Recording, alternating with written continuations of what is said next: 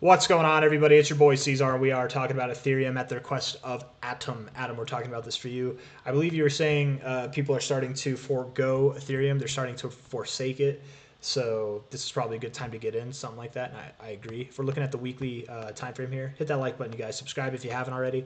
I very much do appreciate it. If we're looking at Ethereum for what it is, just quickly as on the price action here, you can see that you've got a nice like upward sloping channel, support line there, resistance line there. Like it's a nice parallel channel going up. You're at the base of that channel, right? If we drew that here, it's not the most perfect straight lines, but very clear that you're at the base of that channel. Where are you going to move? Well, you're probably going to move up. Are you going to move above this high? I would think so. If we've established that your next move up, we're on a weekly basis here, so this will take time. Your next move up will be above this high. We can use this high to this low and measure a fib range that would give us anything from about 4,900 to 6,200, something like that.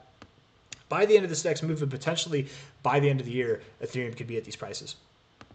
Yes, Ethereum, I do believe, will be at new all-time highs by the end of this year. And if not by the end of this year, certainly going into next year. By the end of this cycle, Ethereum has a lot more room to go. I think it's going to go anywhere from $7,800, let's just call it $8,000 to $14,000. It could go as high as like 22K, right? You really could. I don't think you do, but you could. If we look at the previous cycle, for example, we see the high here to the low here, high here to low. We stopped at the 1414, right? Pulled back to the 886, very bullish stuff. This fib alone tells me that we're at least going to see this number, like at least. And that's awesome. That confirms 8,361. That makes sense because the minimum target here is about, come on, it's about $8,000. It's about $1,000 below that other minimum expected target, but still around 8,000. So I think you have, is it $1,000 below or maybe it's $600 below?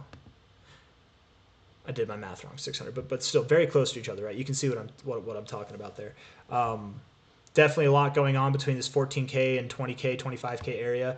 I don't know if you hit 20K, but I could see it hitting 14K. I definitely would expect that you break 8K, right? Regardless of what I was saying about your next high, right? Talking about breaking all-time highs by the end of this year, right? I think you'll be anywhere from like 5,000 to 6,200, if not higher, by the end of this year. By the end of the cycle, I think you'll be at 7,800 to 14K, right? Just to make it clear. I know I repeated myself a little bit there, but I want to make it clear because sometimes it's easy to get things confused. On a monthly basis, your RSI is bouncing off the 50 area, an area that you found resistance on prior to this. Whenever you found resistance here on the 50, it was very bad. You found support on it here, and you did have a nice month where you moved up 69%. You continued to move up the next month, but ultimately it was short-lived, right? Hopefully this is a little bit longer-lived. I do think it'll promote some price action, some growth, and maybe by the end of this month, if not by the end of November, you really could be up around these highs, if not above them. So I think Ethereum is going to move up soon. I really do. If we're looking at the weekly RSI, the last time that we were in this area here, right, we found support, right? We found support here, right? The last couple times. That time there at the lows, from the lows, moved from like $1,080 to $2,155, so about 100% growth there in the course of, it's like 5 months, 6 months, something like that. And then down here, from the low point at like $1,500, let's just call it 1,600, we'll round up. I guess it's like closer to 50, it's 1,550, whatever. 1,550 to as high as like 4,000, definitely over 100% gains there. Nearly 200% gains, actually. It's probably like 150% gains, something like that, in the course of October 2023 to March. So that's another like 5 to 6 month period. So 5 to 6 months both times for these moves to complete. We found our low here. We haven't, and again, I wasn't measuring like actually from the low. I was more measuring from like when you started to move up, that these moves, started to move up like that. Yeah, something like that. So if we're starting to move up here, we're in October. 5 to 6 months from now, February, December, January, February, March. Could be March or April.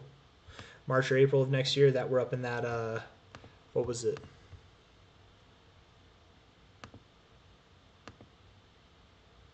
$5,000 to 6,200. Yeah. March or April. Over the coming months, we're going to be up here, actually. Would be my expectation, yeah. March to April. So I guess not by the end of, maybe by the end of the year, you're here. And then by the end of this move, you're here. Okay. Something like that. Because I definitely would expect you're above these highs by the end of the year, but maybe not. Maybe you're not so entrenched in this zone by the end of the year. That's the realm of thought that we just went under there. But also, you know, something else to consider. Actually, hold on. I want to do this real quick too before we get into that high to high. Yeah, I mean, that would make sense. That would make sense to me. What was the thing that I was going to consider? Oh, yeah, is that we might move up faster this time, right? I'm basing this move where it's going to be and when it's going to be. You know, it's going to look something like that, like literally like that. But I'm basing it off of these past trajectories here, right? And you can see they all basically have the same slope. What if you're faster? What if you are faster this time? And you really could be. We're at a very bullish point in the cycle, I think. So expecting more out of this pump than what you've seen so far in a shorter amount of time, or even in the same amount of time, but just expecting more, I think that that's called for. But certainly something that is on par with these moves, which again, that would be something like this. Like literally something exactly like this would be what we're looking for if we were to move more or less exactly how we have been moving throughout this whole cycle. So hold on. Thought I heard my daughter cry. Nope, I don't hear her. Anyways, daily RSI looks very bullish. Weekly RSI looks bullish. We're in an area where it makes sense to move up. I think we're going to move up. You're at $2,600 now. And no, I don't think Ethereum is forgotten about.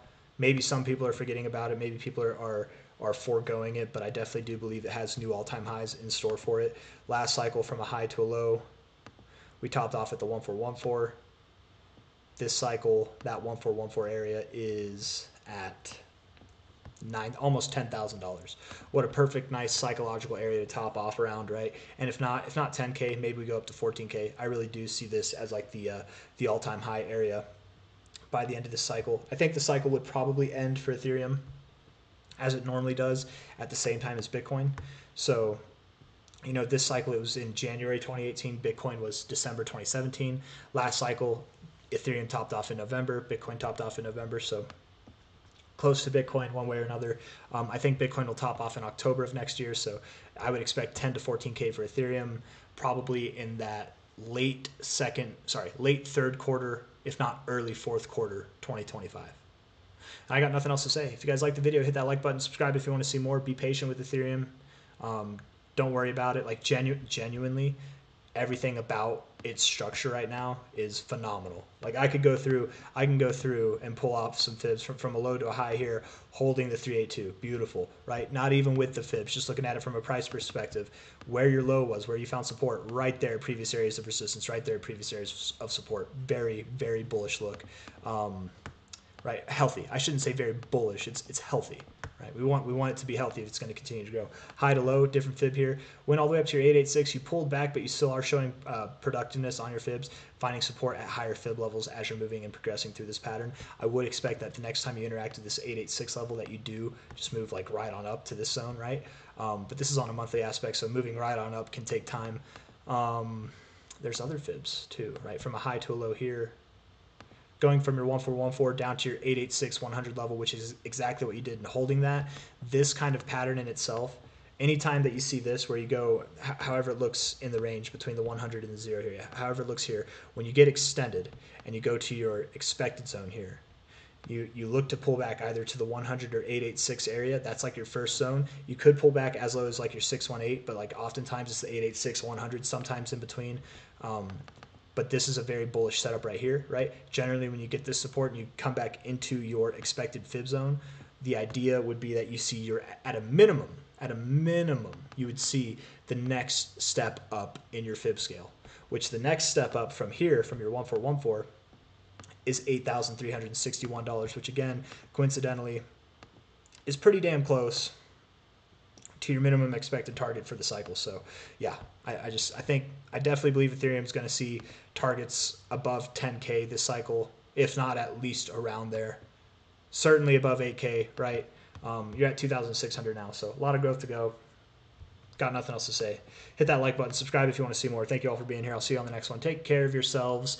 Take care of your dogs. Take care of your frogs and your cats and whatever kind of animals you have. If you have a different animal than a dog, a frog, or a cat, please tell me. I want to know. Is it a turtle? Is it a shark? Do you have a pet shark? That'd be cool. Let me know in the comments. I'll see you on the next one. Take care. Bye.